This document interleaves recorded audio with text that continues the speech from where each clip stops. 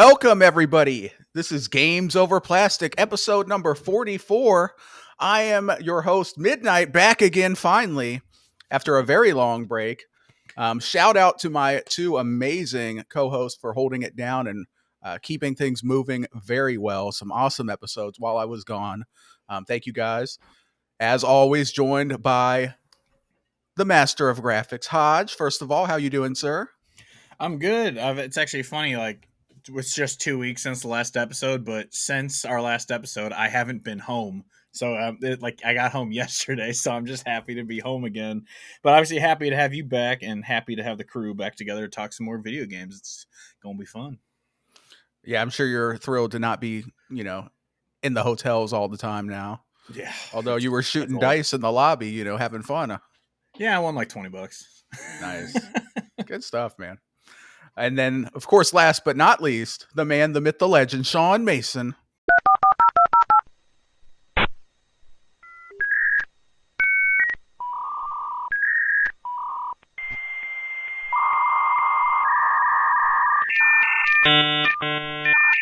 Welcome. You've got mail. How are you today, sir? I'm doing great, just hanging out. I'm in a different location, undisclosed. Still in the state of Massachusetts, though. I'm not traveling across the country like Hodge was. But I'm doing well. It's October. It's spooky month. I can't believe it's already October, though. We're a month into the school year, and I'm like, whoa, this is crazy. Yeah, I got my spoopy shirt, one of my spoopy shirts on. I was going to wear it next week, but we'll be wearing other stuff next week, so I couldn't.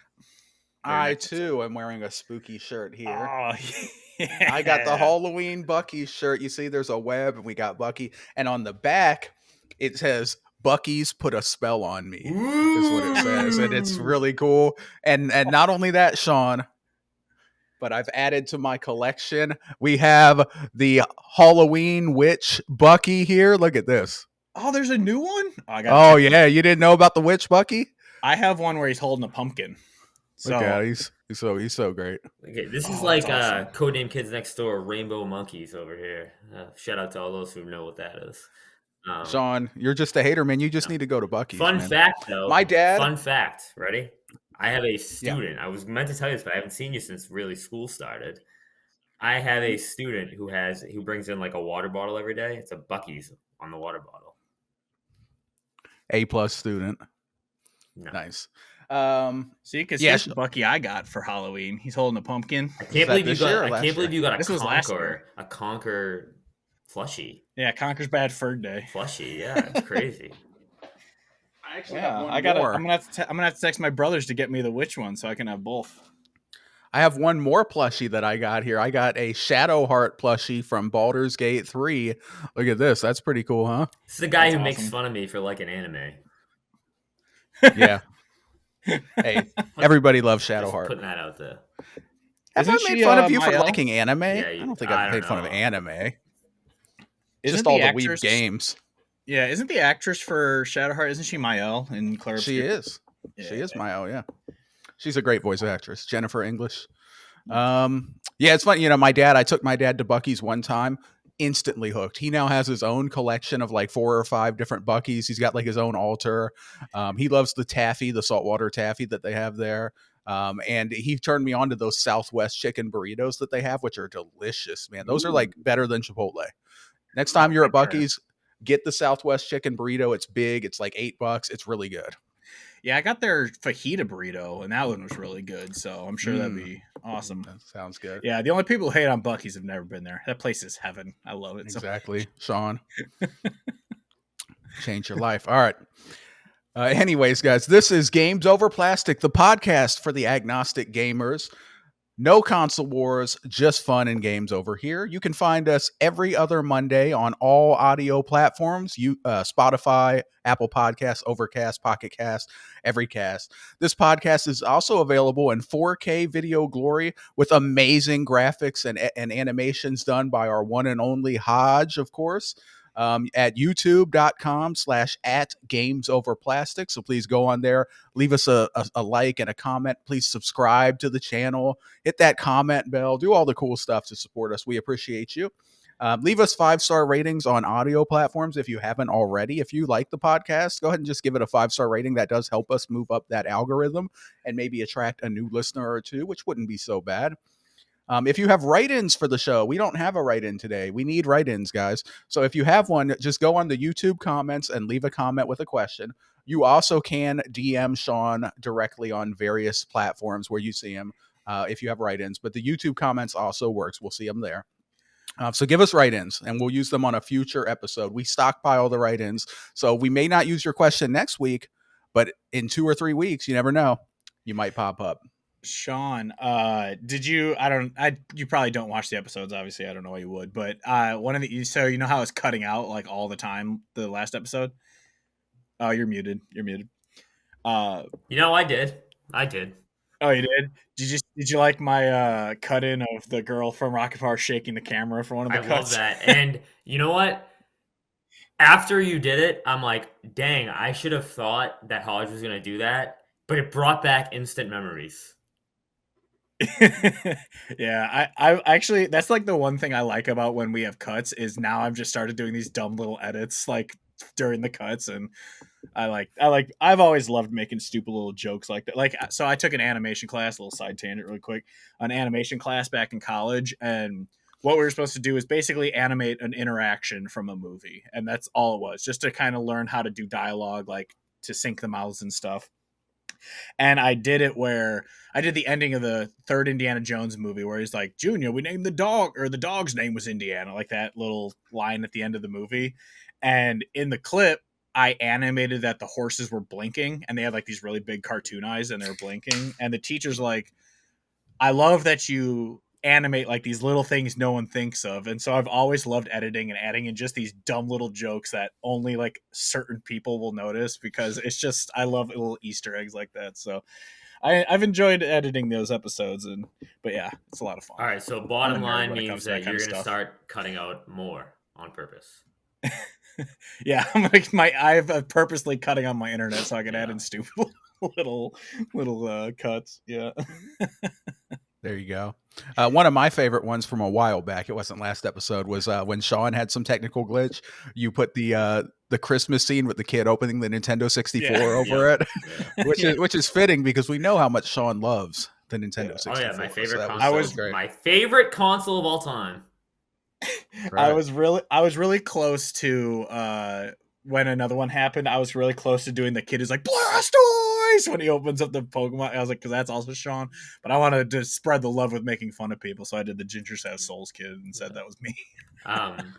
Speaking of crazy, next time you're up midnight. Can you imagine if the smoke detector goes off in this place? Well, that would be funny. That'd be hilarious. That would be. Then we would know it was your hair. Your hair's just too fire. No, that would be funny. On fire. That would be so funny. That would be hilarious. Did you use the same audio? I didn't listen to the audio version. I wonder, that'd be kind of jarring for the audio, just random noises like Blastoise out of nowhere. Oh, it always has that little cut noise. I learned how to, like, I kind of looked up a little tutorial on how to make it look like you're changing a channel, and so that's what I did. So it has that little when it cuts to something new, so it's just that kind of signifier that it's cutting to something else, and then it cuts back. So that's how I do it. Because obviously, I don't want to just randomly someone start screaming into the camera like, "What is happening?"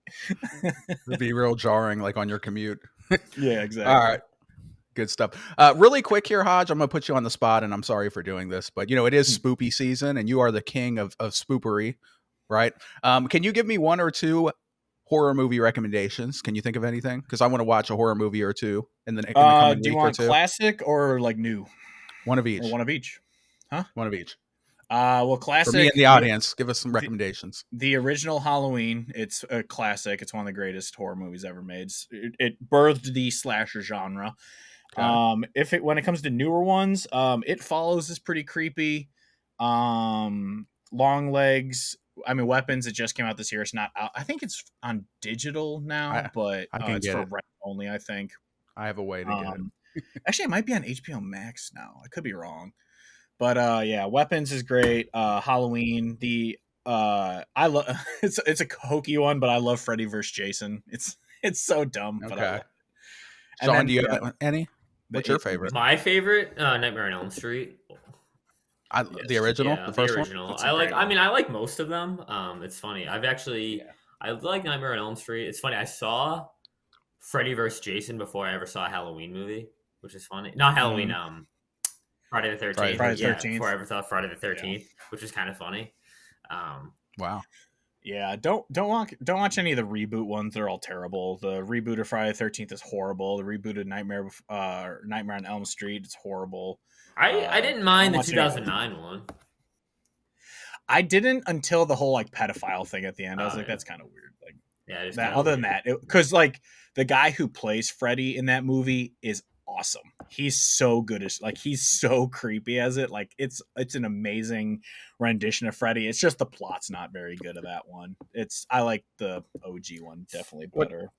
Did they turn Freddy into a PDF or what? Yeah, basically. Yeah, I didn't know it's- that. Wow. So Okay. it turned, so I can't remember why they kill him in the first one, in the original. I don't know if it's implied or not that that's what it is, but in this other one, it's very explicit that like he would bring them to a back Okay. room and take photos of Yeah. them and stuff. And so the Yeah, that's parents gross. killed him. We don't wanna for- see But that. my favorite it's- interpretation of Nightmare on Elm Street is the Simpsons Trios of Horror. Oh, it's one of the best. Yeah, I watched it the It's other so day. good. Yeah, it was pretty good. I've been watching the Treehouse of Horrors also. Yeah. The one of the greatest lines in Simpsons history is we were on the 13th day of the 13th hour or the 13th month. He's like, lousy smarch weather. You see, I don't like that whole PDF thing because it kind of changes the whole aspect of Freddy as a villain. Because in the original with Freddy, he has somewhat of a victimhood to it. Because, like, yeah, he was kind of a bad guy, but they also did him wrong. Like, they straight up killed him. Yeah. So, like, when he's getting revenge, you somewhat empathize with him. Like, oh, well, maybe they deserve it a little bit. But if he's a PDF, then he deserved to die, and that kind of ruins that aspect. But anyway, last year, I remember I did watch Freddy, the Dreamwalker or whatever, where where the people like turn into like wizards and stuff in the dream to fight him. And that one, it's really campy, but it was cool. I like that one. Yeah. Then obviously, like The Shining is a classic. It's one of the greatest movies ever made. Actually, it's incredible. Like classic ones like that. I mean, I could send you literally my letterbox list of all my horror movies that I love. And Yes, you can just- put it in our private chat. That way I won't forget. But let's keep it moving, shall we?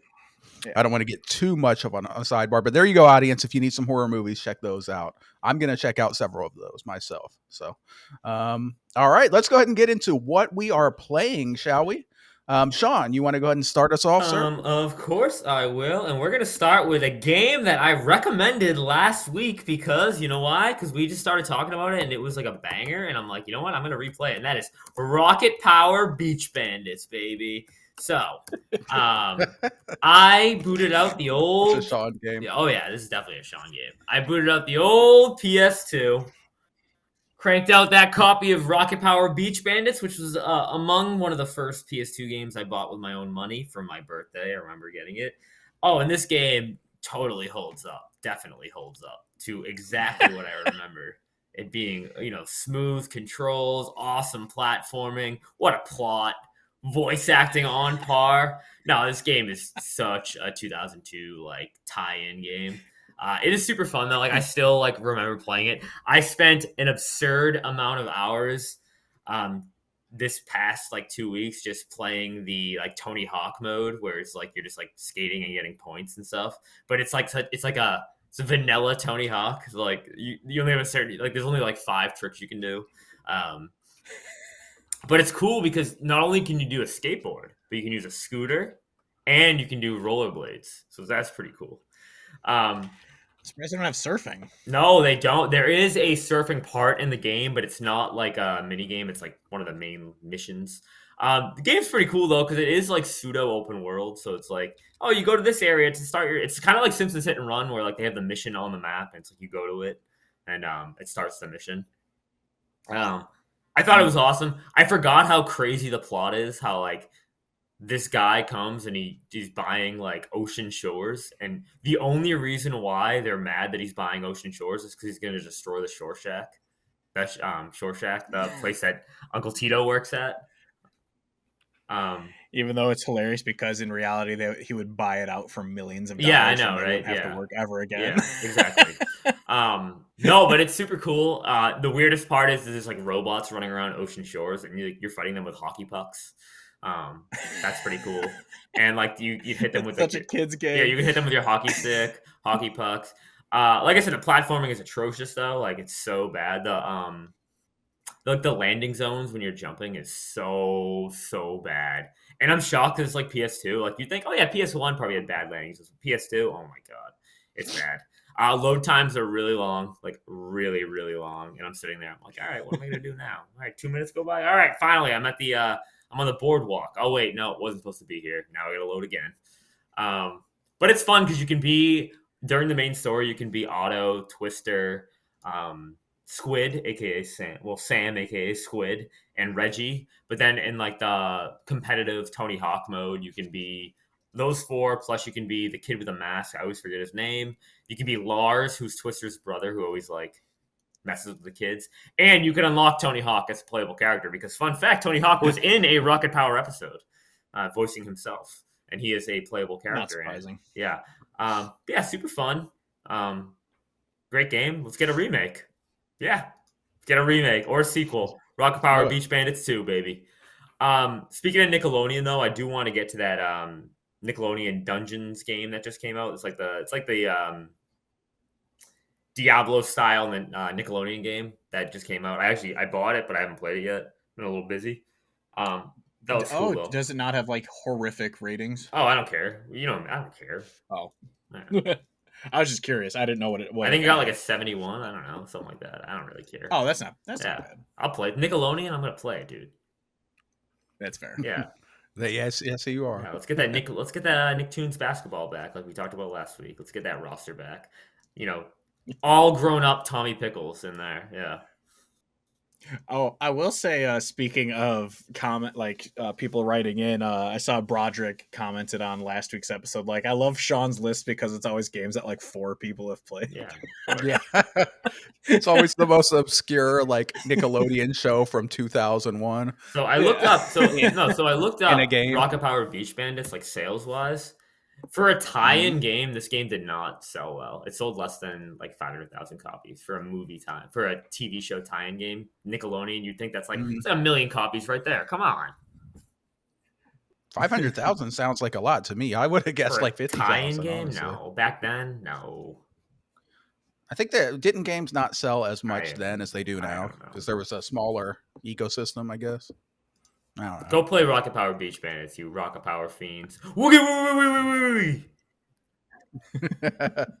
All right, love it, man. I'm gonna go play it after we get off. Of course you are. There we go. I'm sure you'll know all the references. Yeah. I've never seen Rocket Power Beach Bandits at all, so I have no training. He calls Beach Bandits the cartoon. I don't know if it's a show. It's called Rocket. It's called Rocket Power, and the game is Rocket Power Beach Bandits. Okay, gotcha. All right, it's a show. Yeah, it's on Nickelodeon. It On was like Prime for me. All right, man. All right. Well, next up, we're going to talk about Trails in the Sky. Woo! One of my beloved games. With diamonds. Yeah. Wait, that was Lucy. Trails in the Sky is fantastic. I did beat it. I played through it on Switch because that's where I wanted to play it. Awesome game. Totally lives up, like I said last week.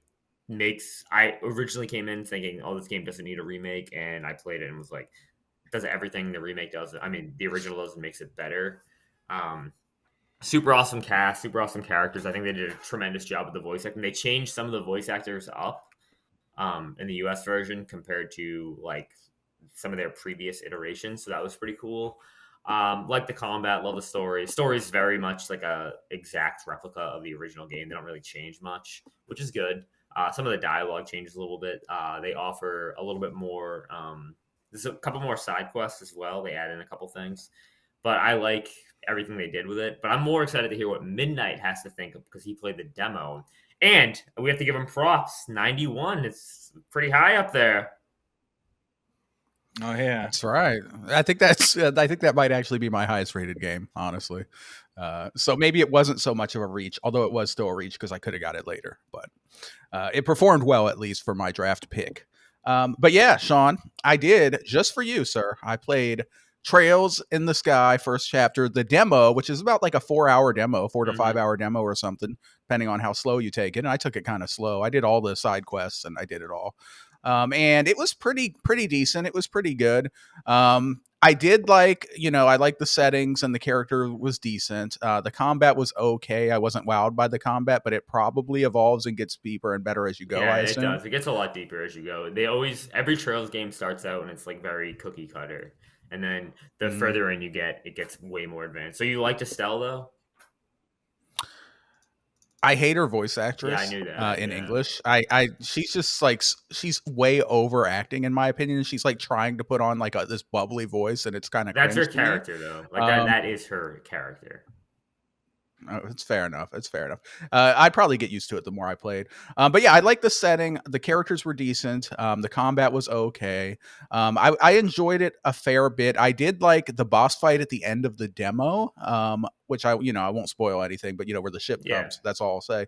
That was a pretty cool boss fight. That was fun. I like that. And then it kind of ends on like kind of a cliffhanger, but not like the best cliffhanger because it's obvious that there's no serious danger. But still, I thought it was cool. I did enjoy it. It wasn't good enough to hook me to where I immediately was like, I'm going to buy this and play it right now. I actually started playing like Rune Factory, which I also dropped as Told well you it because wasn't Ghost like it. came out. Yeah, Rune Factory was okay. Small side tangent there. Speaking of cannot stand, oh my God, the male English voice actor for Rune Factory was so bad. I'm not gonna say anything else. I don't want to be offensive, but yeah. Anyways, back to Trails, Sean. I am gonna play this game. It was good enough that I do want to play it. So I'm gonna pick it up and actually play the full game. I thought it was pretty good. It ended well. I know it's gonna expand and get way better too. Are there gonna be more characters in the party, or is it just Dude and Come Estelle? on, you don't know his name? It's Joshua. Joshua. I forgot his name. I will man. not. Because I will not reveal anymore. Yeah, I forgot his name already. But in my defense, I played a bunch of Rune Factory and a bunch of Ghosts since then, so I kind of got washed out a little bit. He was cool though. I like Joshua. He's a good character. Estelle's better. Kind of stoic. Yeah. Well, she's cool. But yeah, so I am gonna play it. Maybe after Ghosts, we'll see. I might put a spooky game in there. I might do Ghosts and then a spooky game and then Trails. But yeah, I liked it. Back to you, Sean. Yeah, no, like you said, yeah, it's a great game. Honestly, it's the part you should start at in the series, like I mentioned during last week's episode when I called out Meatball. I don't know. Cold Steel. Cold Steel might be a good spot. I heard. No, not at all. But yeah, I highly encourage people to pick up this game. If you're interested in the Trail series, this is where to go. And they announced the sequel is getting remade and it should be out next year, so it's gonna be sweet. That's good. That's good. Yeah. That's good because I've heard that the ending of this first game is going to make you really want to play the second Well, game. they were originally supposed to make the first and second chapter were supposed to be one game originally, but then they were making it so big that we need to split this up. Yeah. It makes sense because, I mean, it's a big game, right? I was looking up, isn't it like 60 to 80 hours this game? Well, yeah, it is. So it makes sense to split it.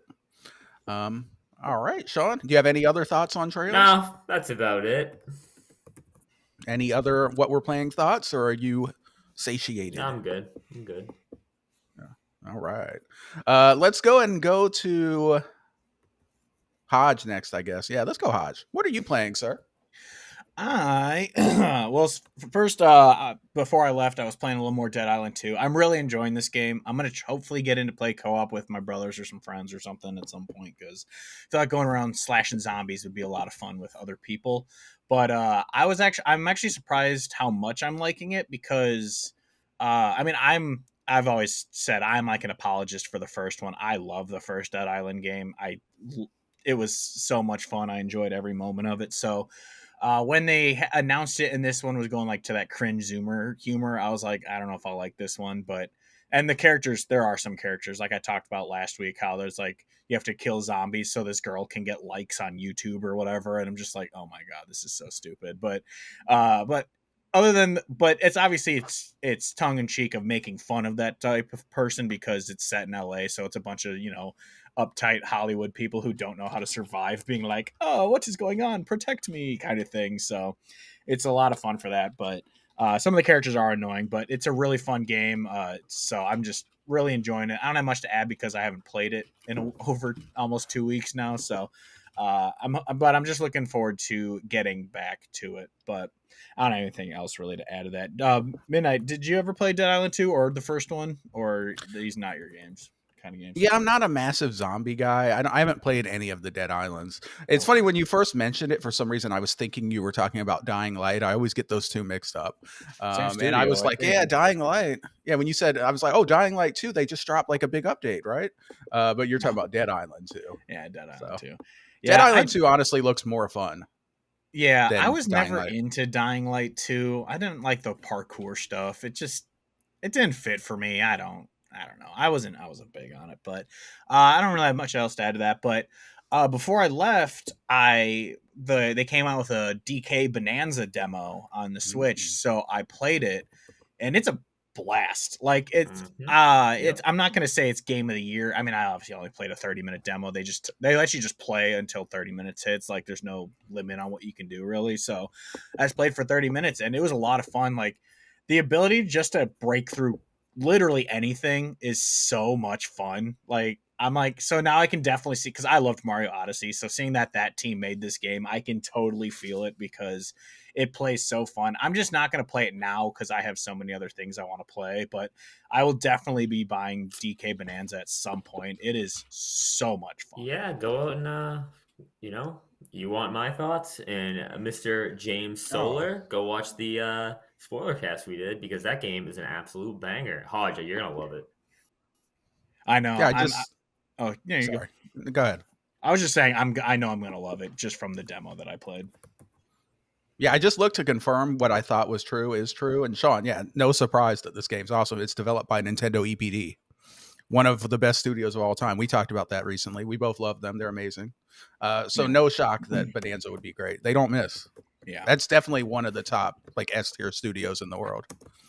Yeah, when I was gone for these 2 weeks, obviously I didn't want to like fly and have to, pack up a PlayStation or Xbox or whatever. So I was going to try the Portal, but I knew, especially thankfully I didn't, because when I got to my hotel, the internet was horrible.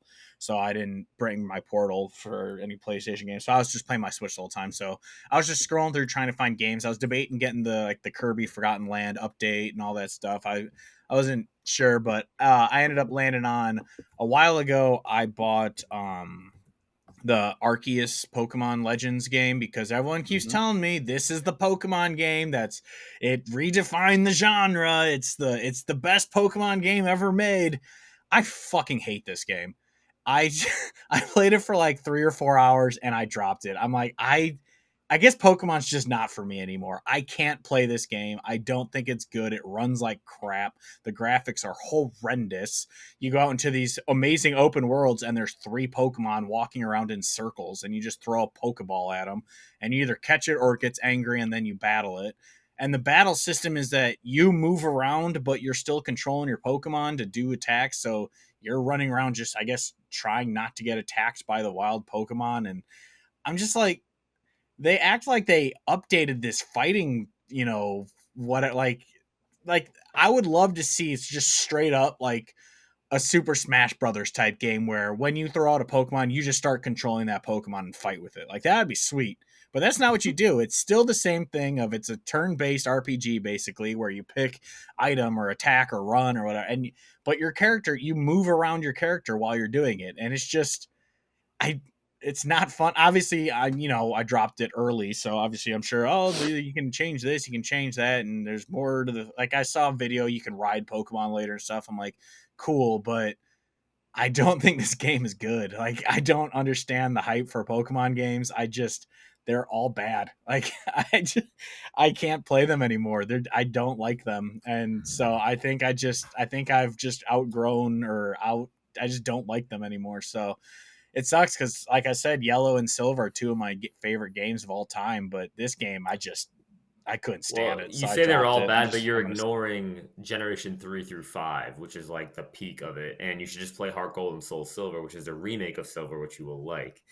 After that, they start going downhill, obviously. And I'm not as harsh on Legends as Arceus as you, but I do agree with you. I don't think it's like the creme de la creme of Pokemon over there. I think they do a lot wrong. Yeah. And like the riding Pokemon, they made such a big deal out of that. You could do that in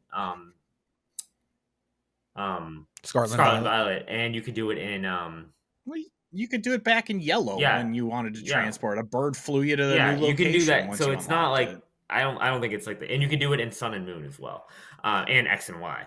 Yeah. I don't think it's like I said. I like it. I'm not as harsh on it as you, but I totally agree. It's I think it's very very overrated.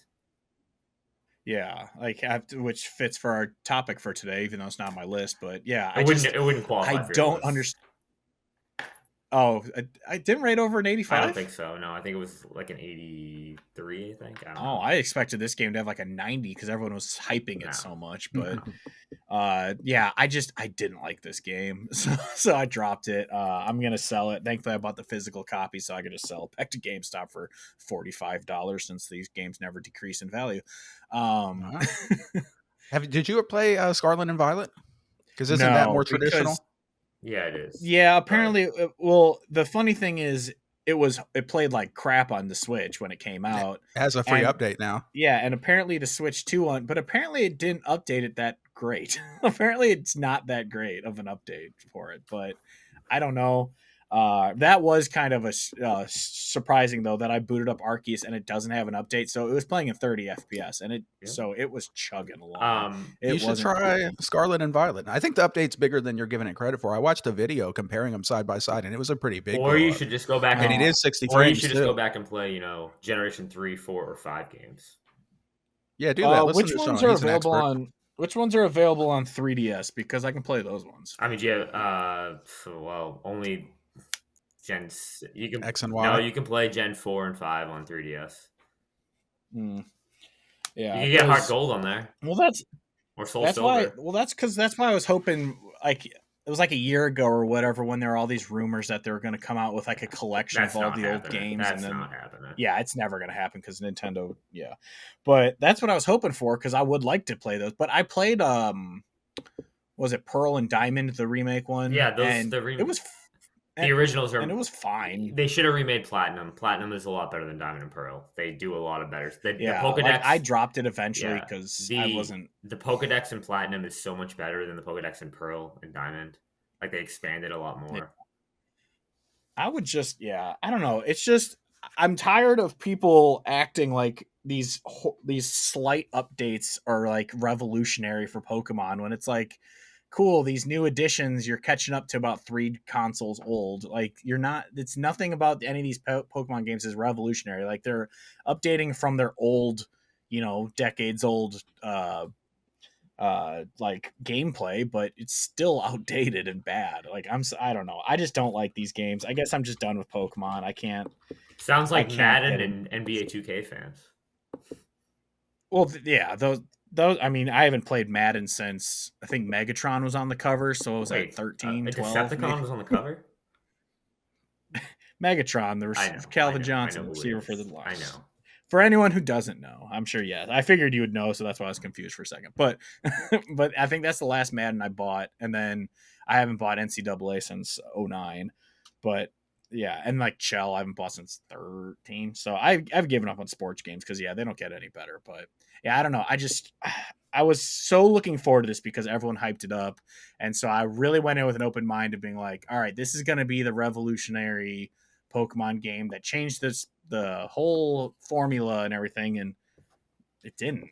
It's just, I don't think it's that good. So whatever. So I'm just kind of done with Pokemon until maybe they because I'm not hyped at all for ZA. I don't think it looks good at all, even though I know I'm in the minority of that one. But I don't like that it takes place in one city. I think that sounds kind of I watched Shillup's preview for it, and that's what he was saying is like it's because Arceus at least you go around all these different biomes. You can go up to the mountains and the fields and has everything. But if you're just stuck in a city, it's gonna get pretty boring pretty quick. But yeah, I don't know. I feel like the standard for Pokemon, the bar is way lower than it is for other genre or other games, or other series. But I don't know. I don't like this game, so I'm going to sell it and not play it anymore. Right. But another game I hopped into is Pikmin 3. I think it's Deluxe is what the Switch version was called. And at first I was kind of bummed. I was like, oh, I'm not a fan of this. But as I kept playing, I got used to the controls and stuff, and I actually really enjoyed this game. It's not perfect by any mean. The final level, I was going insane trying to figure out why I couldn't finish it, but I eventually got it. And it's not too bad, but I will say this might be controversial. I don't know. I think Tinykin is leagues ahead of these games. Or I haven't played 4, obviously, but I love Tinykin. I loved every moment of that game. Whereas this game, I was like, it's pretty good at times, and then sometimes it was a lot of fun. Like, it's a little puzzler of which Pikmin do I need to put in my crew to go, get this and that and the other thing. So I had a lot of fun with it, and it's a very short game. Honestly, I don't even know. It's probably beat it in 6 hours, maybe. It's a very, very, very short game, which I was not expecting. But I was actually kind of happy because I did feel it started dragging a little bit. Where I'm like, how many days am I gonna have to? Because I'm usually not a big fan of the timer, but since it's a Nintendo game, it's not that brutal of a timer. Like you can survive just fine when it hits, so it's really not that difficult. But I enjoyed it. I might pick it because isn't there 4? Wasn't that the actual like Switch game Yeah, that came Pikmin out? 4 came out on Switch. The reason why Pikmin games are so short, they're designed to be replayed because you can experience different things Okay. depending on what you do during the day.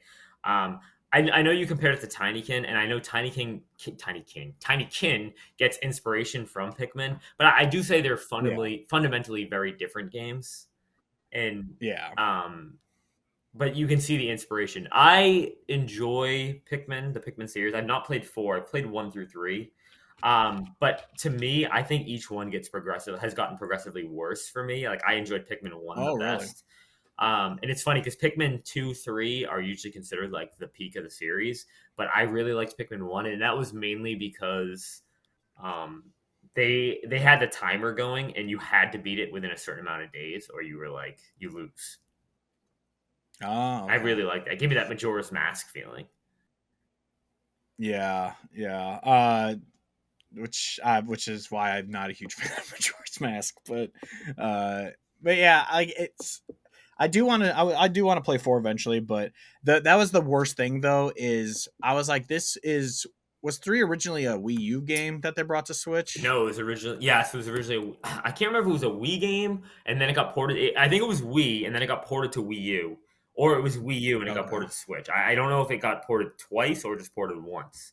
I can't remember. But you know Okay. what? Actually, no, it was Wii U because they made such a big deal about the tablet, the Fisher Price toy. Okay. Yeah. Because, yeah, it must have been like, I don't know if it's because of the tablet or whatever, but some of the controls in it were pretty bad. Like, I'd be trying to lock on something to throw some Pikmin and it would lock on something completely different. And I'm sitting there like, no, I want to throw, especially when you're fighting a boss, like, no, I want to throw my Pikmin at that.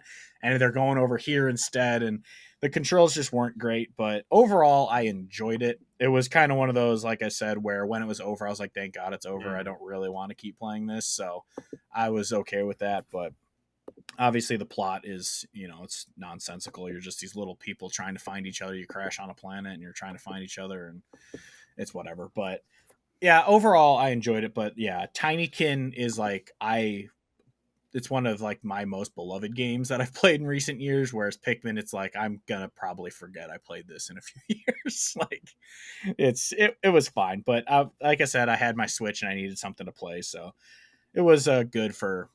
I bought it with Arceus actually when I was at GameStop a little while back because they had and then something else because they had a buy 2 get 1 free or something used game thing. So I bought it and enjoyed it, but I'm done with it. I'm gonna sell it back and move on. But finally, I couldn't wait. I was gonna wait for it to come to PlayStation, but I was weak and I wanted to play it. I've been playing Hades 2.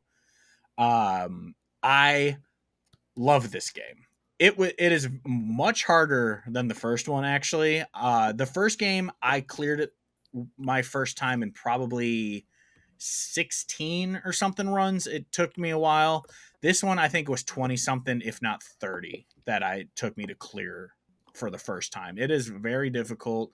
You move much slower than in the first one. You were able to dodge attacks very easily in the first one, where this one you have to very carefully plot where you're going to kind of jump to.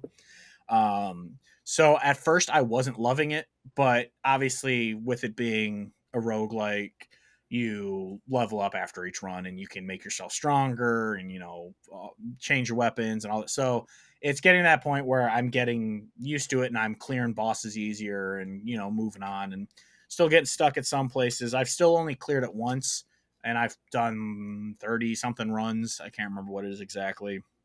But I'm enjoying it. I'm excited to keep, getting stronger and stronger. I will be playing it again when it comes to PS5 so I can actually just do the trophies, because right now, obviously, I'm playing it just to play it because Nintendo don't have trophies. So I'll be doing it to get the plat when it comes to PlayStation. But I'm loving it. For those who don't know, you play as Zagreus' sister in this one, but she's much younger than him, so a lot of the people don't really know that she exists, and you're trying to beat the Titan Kronos because he did some stuff, and you're trying to get revenge. And yeah, it's a lot of fun. And I will say, I saw one review that I kind of agree with, where it said it bloated a perfect formula, and I do feel that, because there is a lot in this game that you can do to upgrade or go different paths or do this, that, and the other thing, and it's a little overwhelming with how much crap you can do in this game. And so I do kind of miss the simplicity of the first one, but this game is still gorgeous. It plays really well. It's smooth. The weapons I don't like as much as the weapons from the last game, but there's other different things you can do. You can have hexes because you're a witch, and you can do all these different little attachments on your character that make you stronger and give you more abilities to get through the worlds and stuff. So I'm enjoying it, but I as of right now I do like the first one better. But I am looking forward to keep clearing this and beating this game because it is pretty sweet. And then I will definitely be playing it on PS5 because I love that this is, like I said with Hades 1, it's one of those games where you can go and do a run or two and just drop out. So you can do 20 minutes of gameplay, and if you're in between, if you just want to watch a movie, and obviously it being Switch, you can play it handheld while you're doing that, and you don't have to pay too much attention. So I'm enjoying it for that aspect as well, and so I'm looking forward to keep playing it. But yeah, that's all I've been playing is that and Hades 2. All right, excellent. Some good games there, definitely. All right, moving on to what I have been playing here. And this is ever since I've been gone. So this is like over a month of games here. So you would think there'd probably be a lot of games, but no, there's not. Because I played Kingdom Come Deliverance 2. Shout out to Lockmort, one of his favorite games of all time. Shout out to Henry, the main character. This game is awesome. From Warhorse Studios. It's a big game. I put in like 90 hours on this. And then I also had my trip out to California, which was like a 10-day thing. So between this game and that trip, not a lot of games was played, but I did beat Kingdom Come Deliverance 2. This game is phenomenal. This game is almost perfect. It's going to be in my top 10 to 20 games of all time for sure, no doubt. We'll update that the next time we revisit our top games. But yeah, this game was amazing. Graphically beautiful. The world is stunning. It's so immersive. There's so much stuff you could do. Like you can blacksmith, you could do alchemy, and it's like you're really kind of doing it. Like with the alchemy, like you got to boil the water or the wine. You got to add the herbs. You got to grind the herbs and add them. You got to boil them for a certain amount of time, and you actually flip like an hourglass and watch it go down. So you know how long to boil it. And if you do it right, you get stronger and more yield on the potions. The blacksmith, if you do it right, you get better weapons that do more damage. Dude, it's awesome. The combat in this game was super fun. A bit intimidating at first because, it's all about like the directional combat and you kind of got to counter them. But once you learn like how to counter them and how to do like the master strike and stuff like that, and you get good and you actually skill up as you use it, similar to Skyrim, as you use the skills, they level up. And it gets more powerful and you get perks and stuff. It becomes easier. Towards the end of the game, I was getting really good with the combat. I was able to pretty easily like dispatch like 4 or 5, 6, 7, 8 guys at once. Pause on that one. But KCD 2, this game it's phenomenal. Like if I had to give it a rating on Midnight Critic, this is like a 93 and 94. Like it was almost perfect. The ending of the game was great. They had a nice little epilogue where they kind of explained. I love epilogues when they give you I like closure. When games don't give me closure, it kind of annoys me a little bit. But this game, they give you pretty good closure. There was only like 1 or 2 things that I kind of wanted to know what was going to happen, but maybe it would be DLC addressed. There is 2 DLCs out, which I did not play. I just played the base game. I'm sure the DLCs are great. Maybe one day when all the DLCs are out, I'll go out and play it. But overall, I think this game is phenomenal. If you are a fan of big RPGs, like Skyrim and Witcher 3 and, these big experiences, I would definitely recommend this. Don't be too intimidated. It's not that difficult. Especially if you want, you can play it on PC like I did. There are quality of life mods that you can get out there. Which I did take advantage of some of the mods. I wasn't doing any like cheat mods. Like I didn't have like unlimited. I didn't get any money. All my money I earned myself. I didn't have like instant win combat. Like I was doing the real combat and winning myself. But I had like some quality of life ones. Like I had like one where like the weight of some items was reduced a bit so you weren't as encumbered. I had the save everywhere perk, which is nice, so you can just save the game, because otherwise you have to use like save your schnapps to save it. Like they restrict how much you can save it. I didn't like that. But just like a couple quality of life mods, you can do that if you want, if you're intimidated. I had one that made the lock picking. Like once you got your lock picking skilled up enough, you could just get a perk where you could instantly unlock everything. And I did that one because the lock picking is kind of a bitch. Like it's a tough mini game, and I didn't enjoy it that much. So. But anyway, that was Kingdom Come Deliverance 2. Awesome game. Really, really good. This is probably the best game that I've played all year, honestly. It won't be my game of the year, though, because it didn't come out this year. But of the games that I've played so far, it's number one. I thought it came out this year. Did it not? Yeah. Oh, wait, it did come out this year. March. Wow, this year's been so long, and there's been so many games that I kind of thought it was last year. Okay, well, this is my game of the year for the year so far. The game's February. awesome. The game there is you super go. Good. Yeah, Sean, I forgot that you even played it. It's so good. Did you beat it? Yeah, I did. I didn't do everything I wanted to do though. Like I wanted to do all the side stuff. I wanted to do everything, and I just couldn't do it because it's so much. I'll go back to it. I will after the next Rockstar game, of course.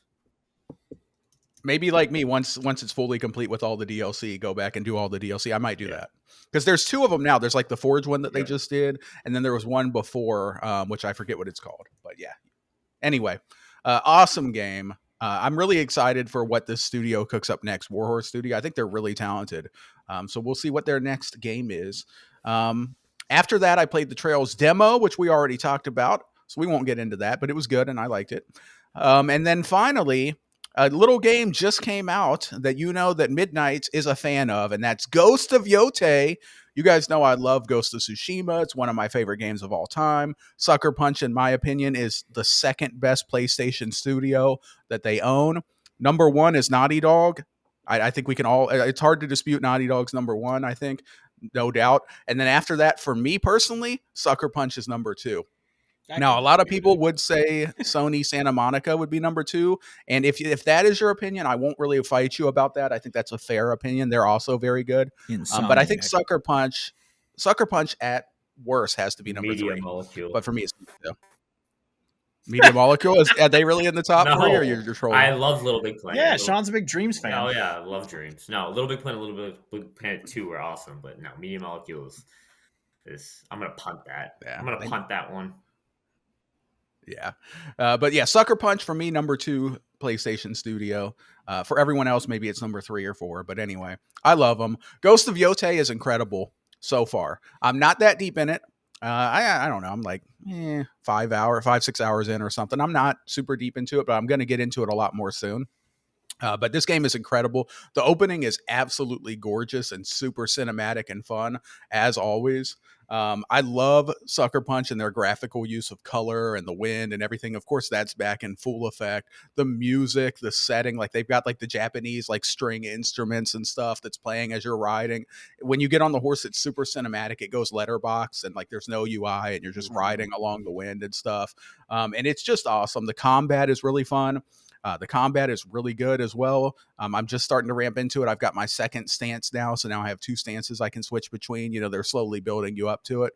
One thing I did notice, I think the combat might be a hair more difficult in this game than the last one because I'm noticing that a lot of the sword people don't do a glint when they attack you. In the first game, there was a little glint every time, which made it super easy to just parry everybody. In this game, you kind of have to pay more attention to their actual movements, but it's still not really that hard at all. But yeah, it's awesome. I'll have more to say in the future. I'm going to keep it short now because I'm only like 5 hours in. We don't need to go in super depth. But Ghost of Yotei, awesome so far. And I like the character thus far, Atsu. She's pretty cool. And this is a more dark, adult, gritty story so far, too. More Assassin's Creed coded. I'm not going to spoil anything, but, it kind of has that feel. So that's what I've been playing. Kingdom Come Deliverance 2, Trails Demo, and Ghost of Yotei. Are either of you two going to play Ghost? Yeah, I'm gonna. Hang on one second. Sorry. Heck yeah. The dog's hype for Ghost. I will say your little spiel right there had me more hyped for this game than anything else that I've seen because Oh, yeah? like I've said, so I'm on the same page. Obviously, we've talked about this. I love Ghost of Tsushima. That game was such a surprise to me. It blew me away. It's one of my favorite PS4 games. Maybe second behind Death Stranding, if I'm being honest. It's so good. And but when Yotei was unveiled, I just didn't care. Like, I don't know why. I just was watching and I'm like, none of this is doing anything for me. I don't know. I mean, it's another revenge tale from a PlayStation studio. Like, nothing about it really got me. But also Locke, I saw he tweeted about how beautiful it is, and that right there is making me want to play because obviously I have the Pro, so I really want to see it running on the Pro. But yeah, I'll probably maybe by the end of the year I'll get to it. I want to, but as of right now, it's not high on my priorities. But I do want to play it. Like I'm not to the point where I'm like I don't care about Ghost at all. Like it's just it didn't hype me at all. Like I completely forgot it was even coming out. If I'm being honest, like it completely left my mind. So there's for some reason it just didn't hype me at all. But now I'm kind of like I do want to get to it. I'm not to try and like stay in the conversation of everyone. I'm not the FOMO part of it. It's more of I just really want to play it at some point just to see how gorgeous it is. But yeah, I don't know why it didn't hype me. But you talking about how much you're loving it, I'm like maybe I should move it up the priority list a little bit. But we'll see. I think you should. I think you'll like it a lot. Yeah, I'm sure I will. And of course, they do have an easy mode if you're worried about the combat. I don't care. I know you like the journalist mode. I do play. I play in journalism mode to get through games quicker, not to play them easier. It's Gotcha. more just to get it through quicker because less hits make them die quicker, so I can move on. But yeah, it's super artsy and cinematic and beautiful, so I know you would like that. There's also a whole bunch of modes in it. Like there's this Miike mode or something. I probably said that wrong. It's after some Japanese famous director where it like brings the camera in a little bit closer and it has more blood and mud and gore and stuff, which is like similar to his style. And then there's like different audio settings and then the Kurosawa black and white mode. So like you can change a lot of stuff to tweak the look of it. And like they really put in a ton of effort into the environment and the music and like the setting and the vibes are just really good. The only thing I would say that is maybe not the best of all time is the faces and the character models. That's one area where they don't super deliver on. I think Assassin's Creed Shadows, for example, had way better faces and character models. But in everything else, the world and the setting and everything, they absolutely cooked. The graphics are gorgeous. But yeah. So I'll leave it there. That's what I've been playing. Does anyone else have any final thoughts on what they're playing before we move on? Are we good? I'm good. Yeah. No, I'm good. All right. This is where we would normally have a write-in, but as I mentioned earlier, we don't have a write-in, so leave us one, please. Please do that. Reminder. But let's go ahead and get into our main topic of discussion. And for today, we are going to be doing overrated games. So this doesn't mean that these games are bad. It just means that we don't think they're as good as the consensus is. Like the Metacritic Open Critic scores are like super glowing for these games. And we're like, yeah, it's definitely not that good in my opinion. So these are still good games. A lot of mine are anyway, I think, but they're just not nearly as good as the ratings. So that's what we're doing. We got 4 games each, 12 games total. No particular order, at least not for mine. These are just 4 games. I'm not going from like, oh, this one's the worst. I'm not doing that.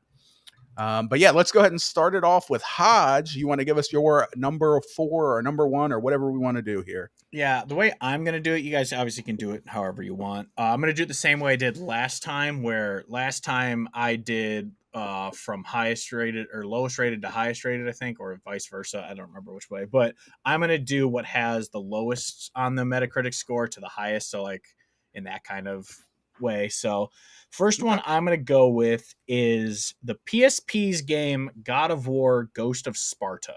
Ooh. It has an 86 on Metacritic. It's not on OpenCritic. This was one of the 2 PSP God of War games, and I really liked Chain of Memories, but Ghost of Sparta, I never really got in. I beat it, but I never really liked this one, so I was shocked that it has an 86. Honestly, I think this game would fit more in the 70s.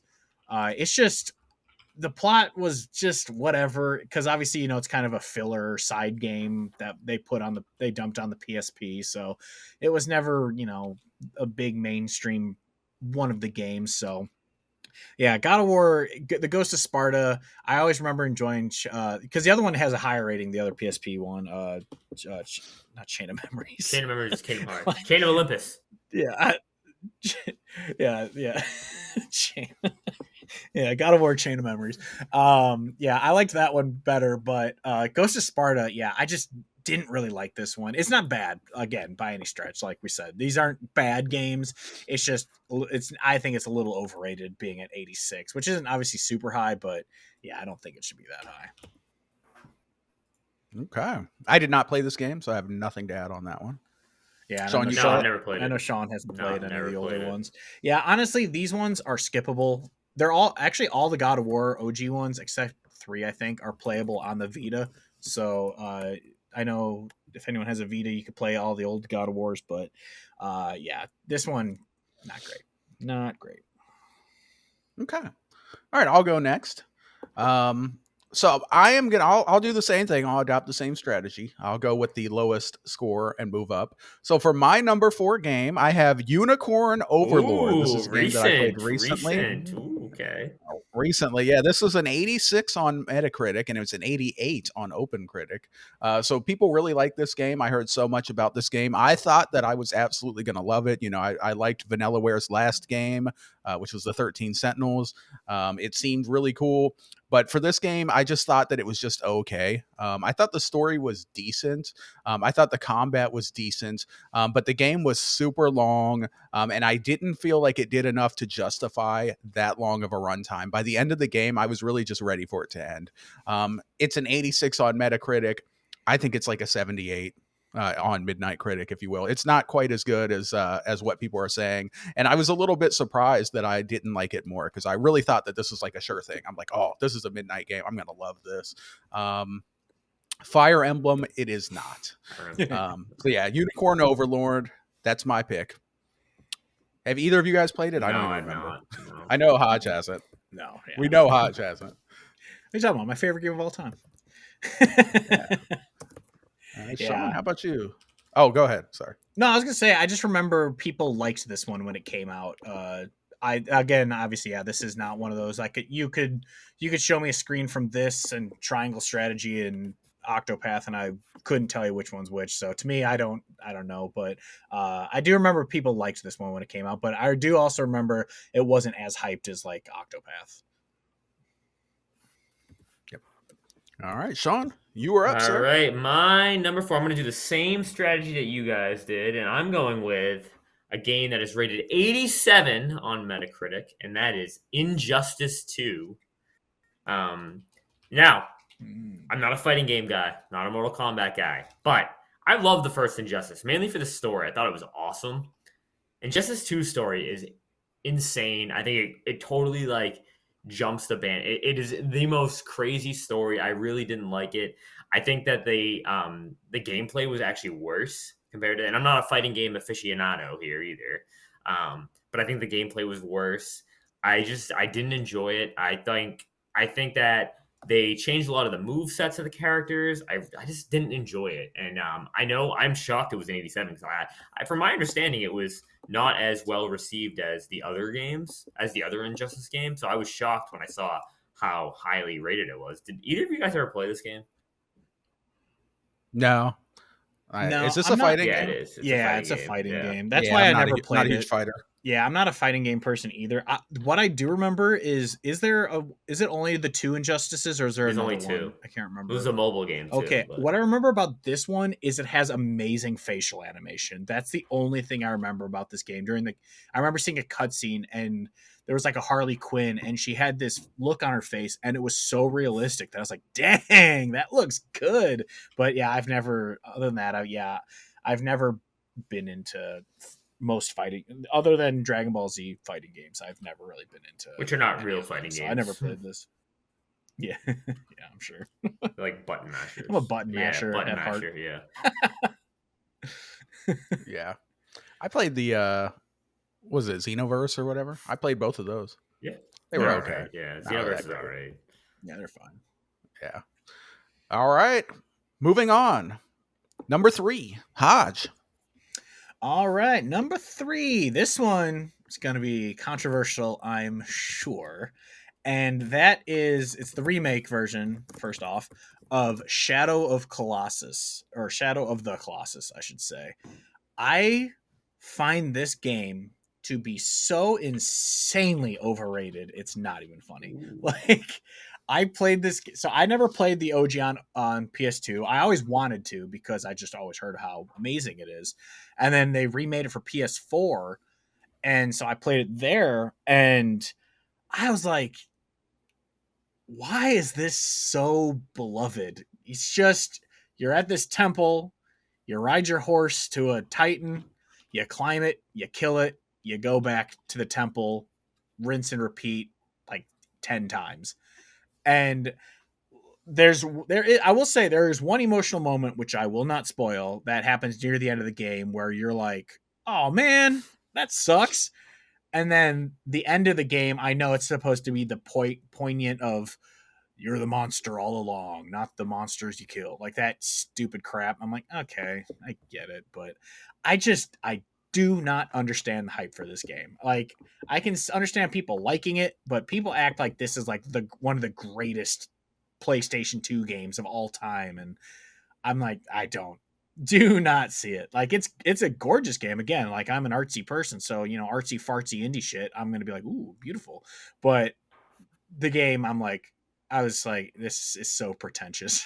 It's not, I don't know. If you like it, more power to you, but I was not a fan. And it had a 92 on OpenCritic, 91 on Metacritic. So I definitely do not. It's funny. think it belongs in I the tried list. playing Eco, and I felt the same way. Like, I thought it was so boring. I'm like, this is so boring. Yeah.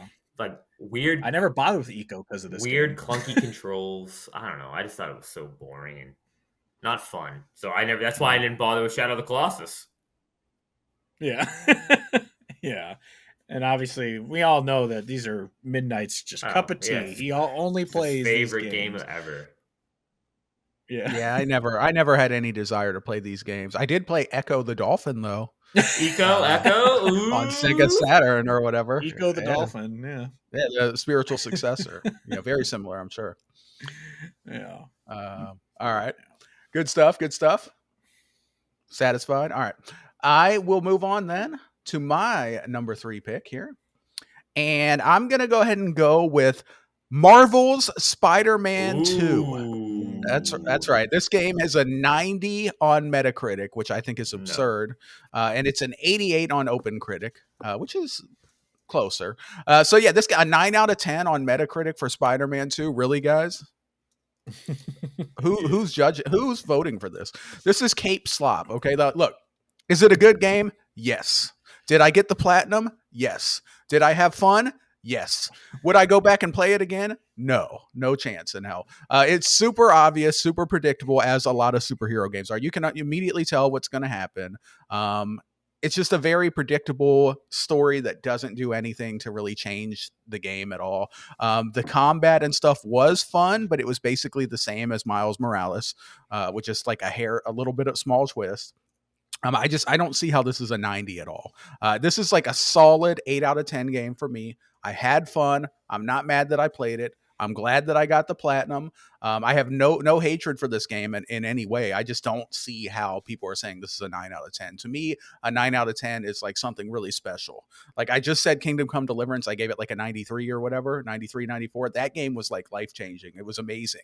How is this game close to that? It's not, in my opinion.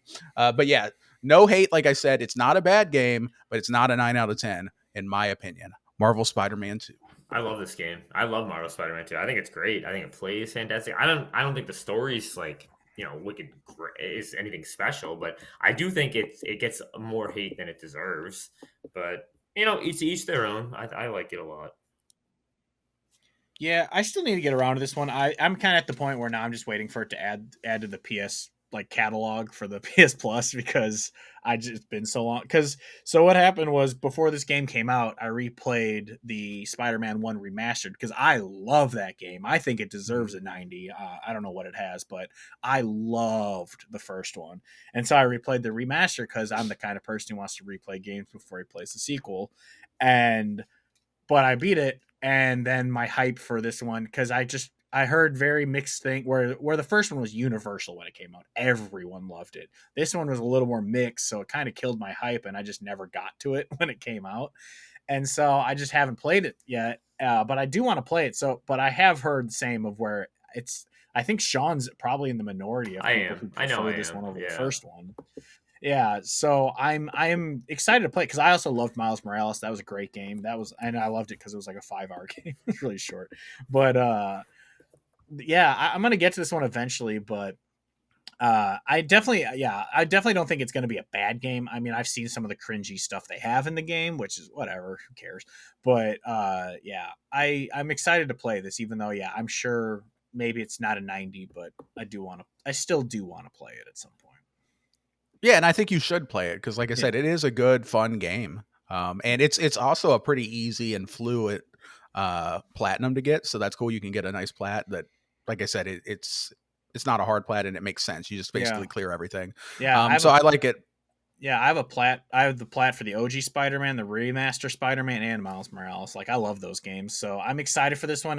It just kind of sucks that I heard it's not as good, but I'm still excited to play it, and obviously I'll make my own judgment on if I like it more or less than the original one. Yeah, just for me personally, it was the worst of the three. My favorite is actually Miles Morales.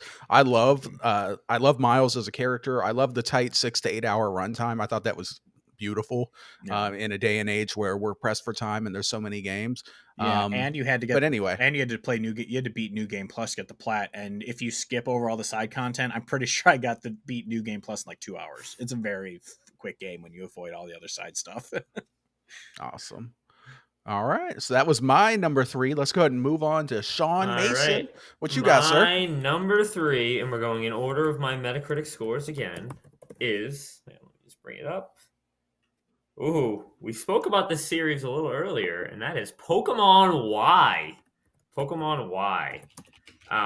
This is the Generation 6 game, Pokemon X and Y. It has an 88 on Metacritic, and I think this is really I was so hyped for this because it was coming off Generation 5, which is like really where Pokemon really started peaking. I'm like, they're going to get so much better. We're on the 3DS now, this high-powered console. Nope. It was a terrible, terrible game. The story was horrible. There's like little to no post-game content. It was so bad they didn't even release a third version.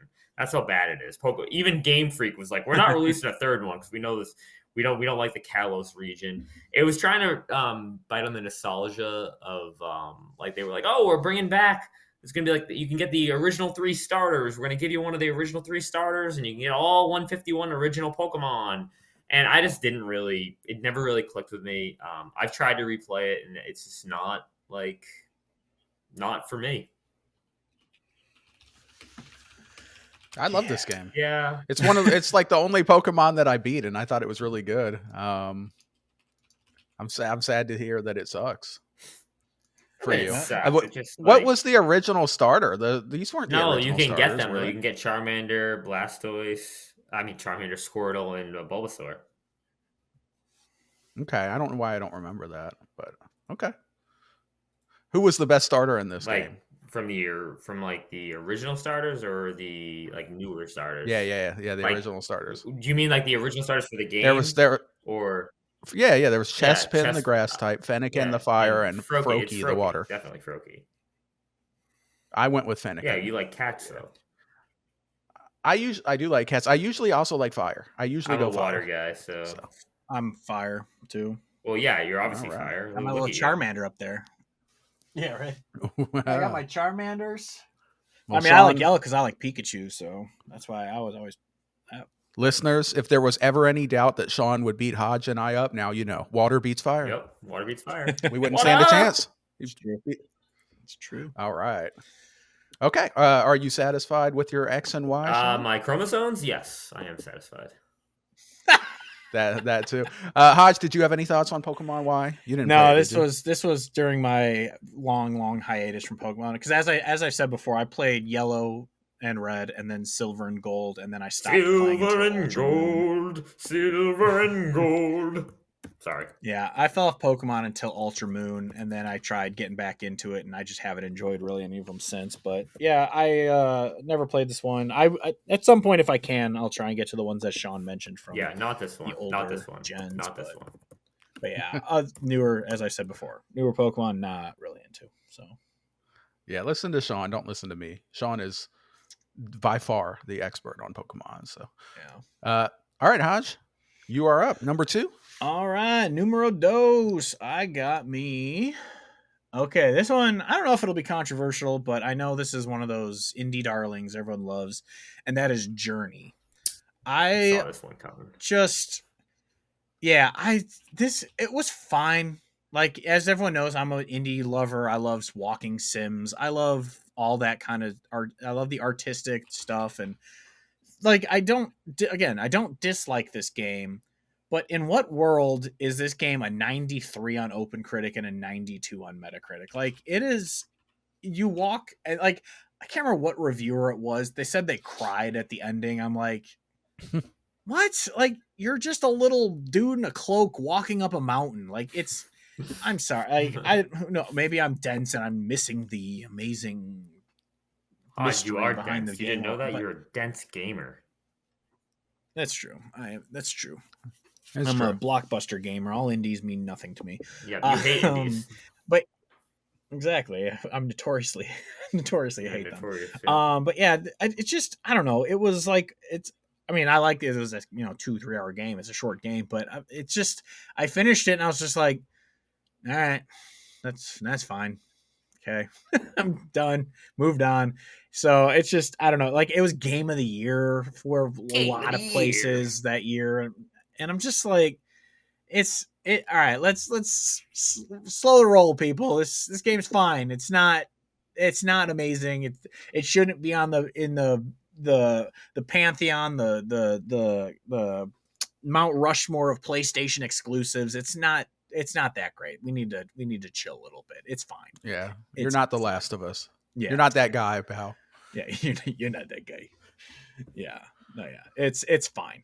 It's just fine. So, Journey. Interesting. Yeah, I wanted to put this on my list, but I knew hadn't Hodge. played it, I so knew couldn't. Hodge was gonna put I this. just I know. knew he was gonna put this on his list. I just knew, like, if I did play this game, I probably wouldn't like it that much. It just doesn't seem like a midnight game. So I wanted to put it on my list, but since I hadn't played it, I couldn't. You said it's not a. Did you No, play I've it, never Sean? played but you said it's not a midnight game. Yeah, it's a daytime game. That's why. Yeah, boom. Mic drop. I'm gonna change my name to daytime. You should. You Noon. should. Noon. We could be Noon. competing. Yeah, I was gonna say noon. Noon. Midnight noon. That's right. The man, the myth, the legend, Noon. Noon Noon Mason. Noon All right. Mason. All right, let's move on, I guess. Actually, not a Midnight. bad name. Noon, That's me. Noon Noon Mason. Mason. It's not a bad name. There are worse names. That's All right. This next one, I think Hodge is going to like this one. My number 2 pick is Disco Elysium. Disco Elysium got a 91 on Metacritic and 92 on OpenCritic. This game is not a 92, in my opinion. This game was like an 83, 81, something like that. Did I have fun? Yes. Is it unique? Yeah, it is unique with the story, but there wasn't anything life-changing at all. Also, down with communism. We're not a fan of communism. But this game, I mean, it was cool and it was unique how they did like the different branches of the story, and there was some minor differences based on what you did. But overall, I just thought this game was just good. It wasn't amazing. I don't see how people could say that this is a 91 or a 92. Again, I think people are giving out scores sometimes a little bit too willy-nilly. But then again, I mean, who am I to say, honestly? It's all what we love, There are probably games that I rate super high that people are like, really? So who knows? But for me, Disco Elysium, not a 91, not a 92. It's an 81, 82. Yeah, it's a 0 for me. Down with communism? Oh, yeah. If there was no communism, would you have played it, Hodge? Probably. Well, maybe. I did see gameplay, like the artistic style of the game. I'm not going to hate on it. It looks kind of nice. cool, but the gameplay itself, it even before I found out about the whole commie stuff, I was like, it looks what I don't. It didn't intrigue me by any stretch ever. So and it's their new game coming out. I'm like, that doesn't look good either. I was going to ask you about the new game because the communist dude's gone. He's gone. He's not there anymore. Oh, so. Yeah. I mean, they kicked him out. He starved to death because his government didn't give him what he needed. Probably. He might have. Yeah. Those games, they never appealed to me anyway. So despite that, when I saw the new one, knowing what I knew, I was like, it just doesn't look good anyway. So it's more convenient for me to say I'm not going to play because of communism. When in reality, I'm not going to play because it doesn't appeal to me. All right, Sean, any thoughts? I liked it, but I do think now I didn't know the Metacritic score is that high. Now that I know that, yeah, it's definitely a little too high in my book. But again, I don't score games, so yeah. But yeah, no, this is an anti-communist podcast. We do not support communism. Sean doesn't score games. Game score Sean. Game score me. Yeah. And he's always a 10 always, out of 10. Yeah, always. Yeah. All right, you're up with your number 2. Yeah, we're on to my number 2, and this, these next two might piss off a couple people. Someone in this podcast that might piss off actually.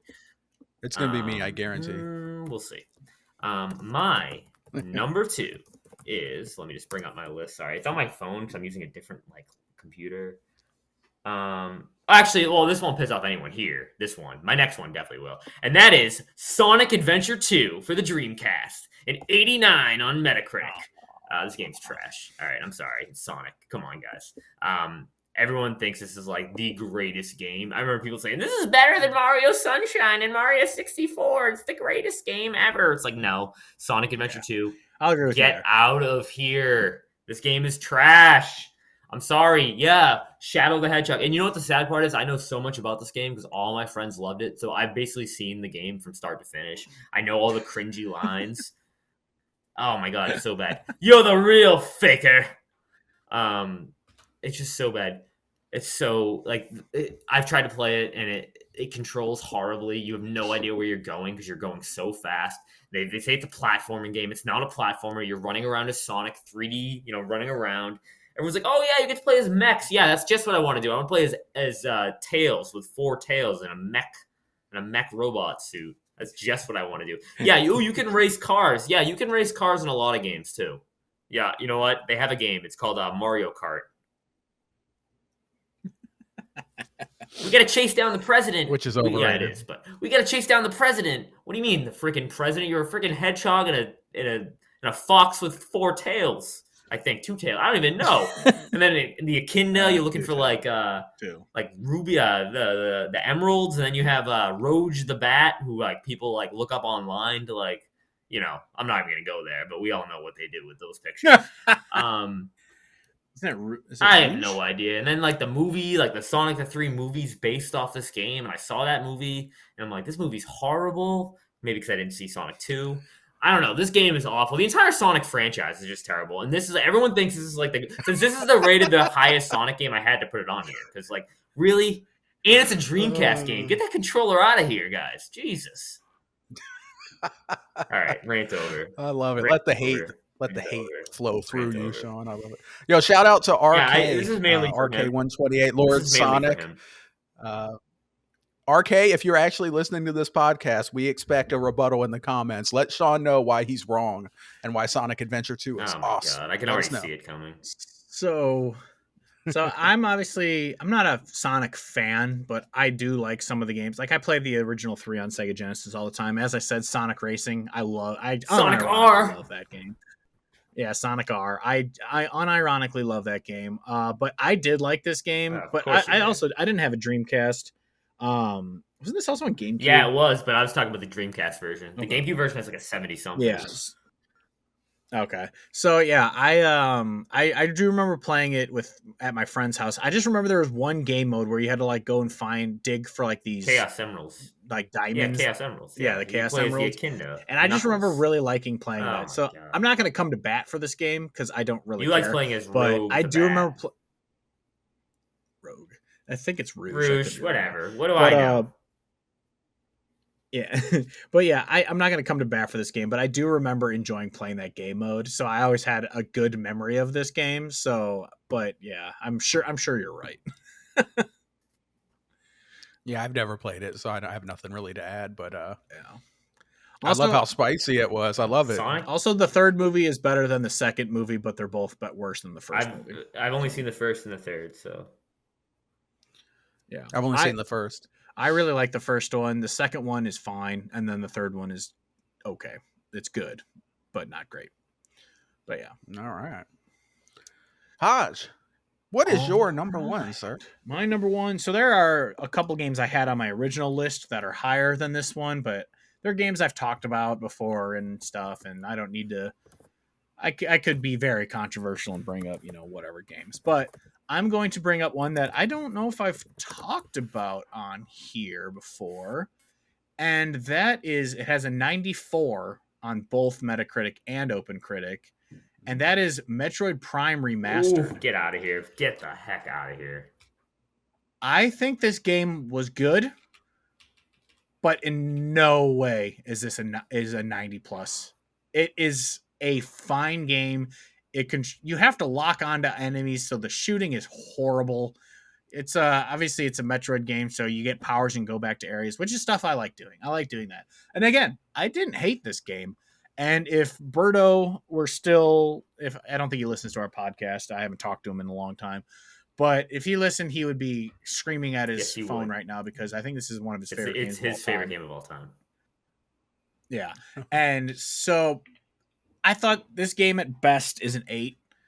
It's fine. It's good, but a 94, no, not at all. Definitely not. It is not even remotely close to a 94.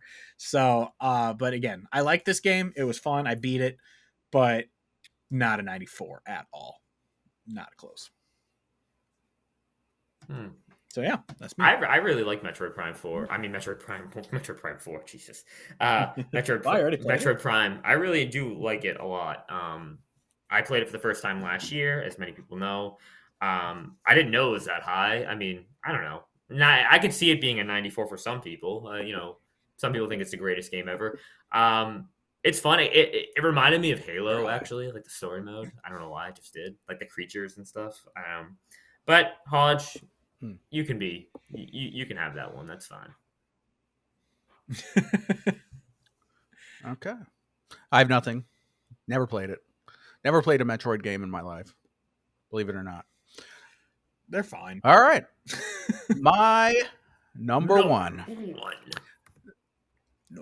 I have a couple here that I would go with, and all three of these would piss off people. Which one do I'm going to go with a recent game here, and it's going to be Claire Obscure Expedition 33. This game is overrated. 93 Metacritic, 92 OpenCritic. This game was a great game. It was, for a time, my game of the year, but it has since been surpassed multiple times. Death Stranding 2 is better. Kingdom Come Deliverance 2 is better. Ghost of Yotei is probably going to be better, although I haven't got deep enough, but I'd be surprised, honestly, if it's not better. So, yeah, this game is not a 93. I don't see how it is. You're right. It's the music. The music is insane. It's one of the best soundtracks I've ever heard in my life.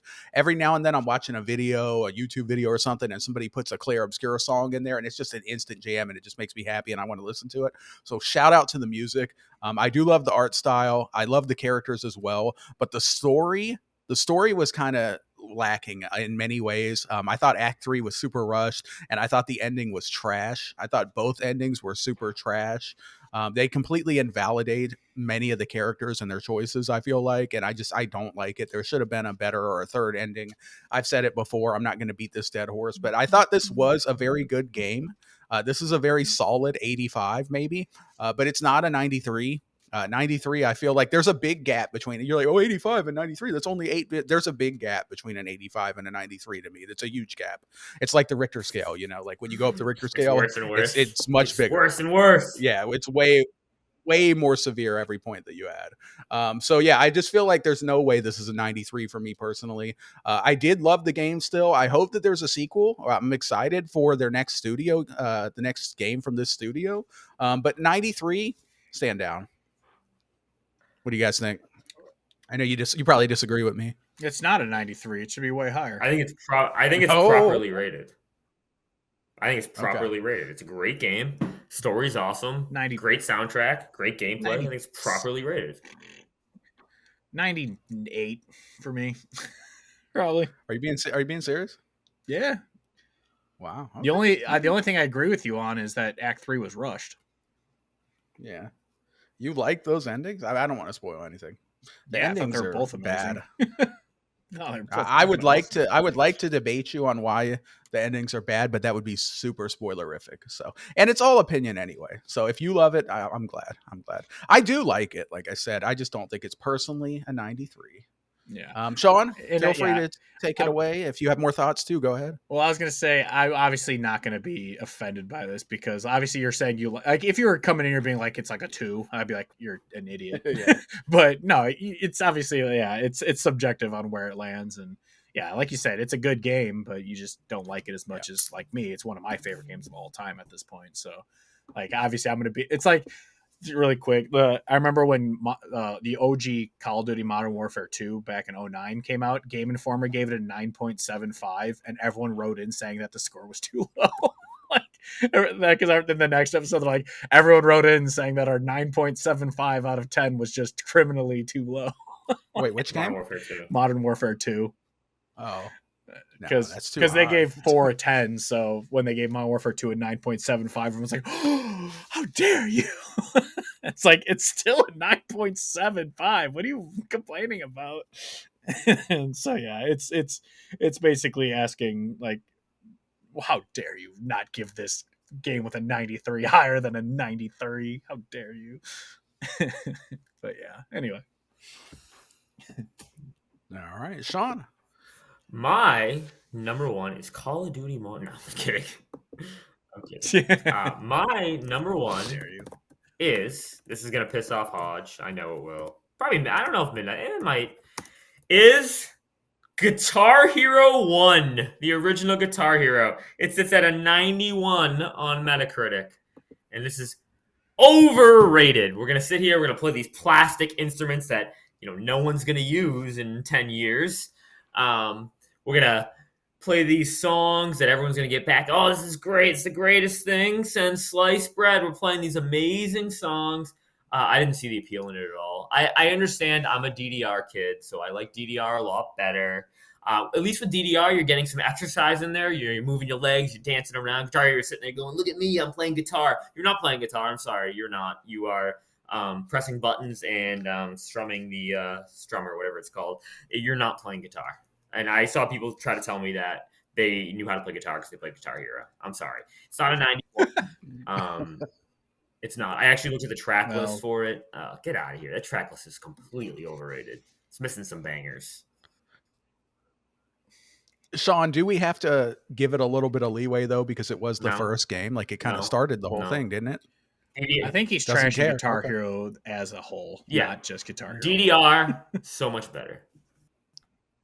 Well, that's just wrong. But DJ Heroes. No, better. I don't. I'll agree with you. I'll half agree with you. Guitar Hero 1 wasn't very good, but even rated higher, which you could have done, is Guitar Hero 2 had a 92. Oh, that's properly rated. No, so no, that one is properly rated. That one's awesome. Actually, I think Guitar Hero 3 is underrated. It's at 85.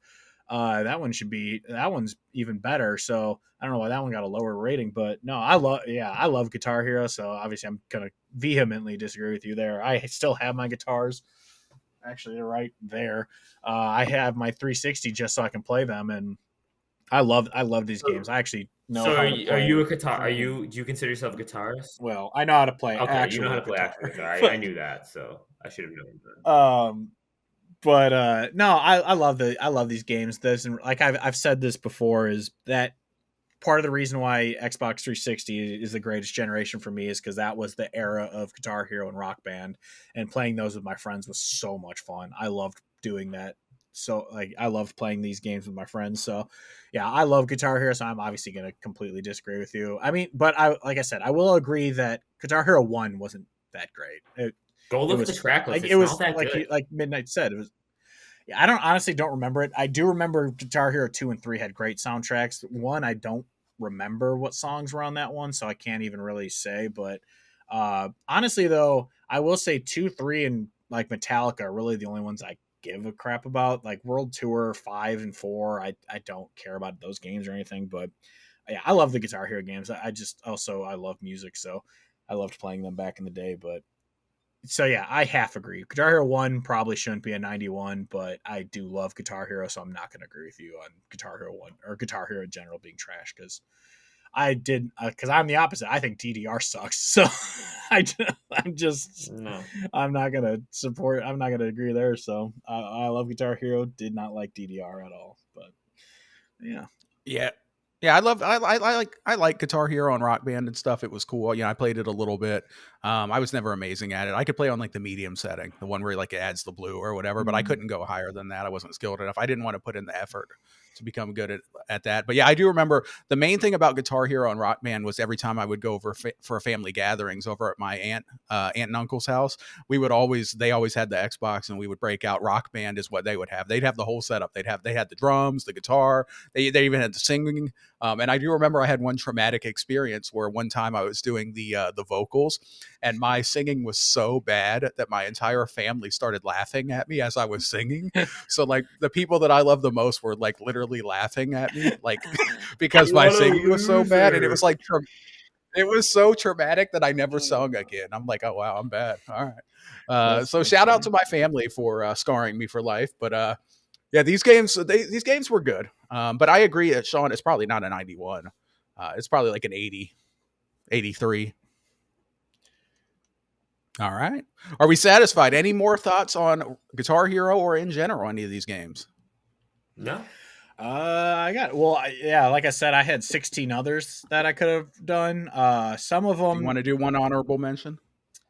Well, all right. Actually, For how you? about this? Instead, I will do the highest rated one that I had on my list. It's just an honorable mention, and that's Red Dead Redemption 2. I understand it has an amazing plot and everything, which is why, but I did not like that gameplay at all. So I don't think it's a 95, which is what it's rated.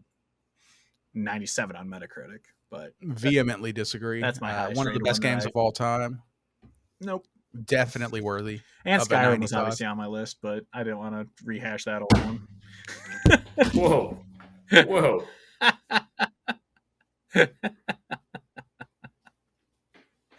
Skyrim is here's awesome. one to piss off Sean. I also had Majora's Mask on my list, Yeah. so Whatever. I think Ocarina of Time. Oh, definitely God, deserves no. to Get be- out of I here. think- Majora's Mask is way better than Ocarina. Hey, Ocarina. Ooh, I never played Ocarina. I mean, I never played Majora's. Hey, Ocarina. All right, boys. Okay, so yeah, that's it. I don't have any honorable mentions because I'm going to save these for a part 3 sometime a year from now. Yeah. All right.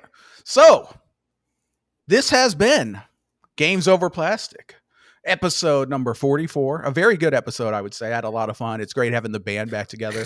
Great being with you guys. I love talking games. Speaking of band. Guitar Hero. But yeah, it's always great. It's a good time. Let's go around the horn here and just give our final thoughts, shall we? Why don't we go ahead and start it off with you, Hodge? What are your final thoughts for this episode, sir? Yeah, I was definitely happy to have like you said, the band back together. It's been over a month since we had an episode together, so that's awesome. And then obviously, I'm very happy as if anyone's on video, you can see my color has changed in my background because we are now in the fall. So I am very excited. We are in spoopy season. I am so excited for next episode because we still don't have the subject down. We haven't decided on the topic You yet, pick it. but it will be our Halloween themed episode. yeah, it will be our Halloween themed episode, so please look forward to that. It's going to be a lot of fun. I'm very much looking forward to that. I think you guys are going to get a kick out of my costume. But yeah, I'm happy we're recording and back together, and I'm excited for. We're entering into my favorite part of the year. The last quarter of the year, October, November, December, is by far my favorite time of the year.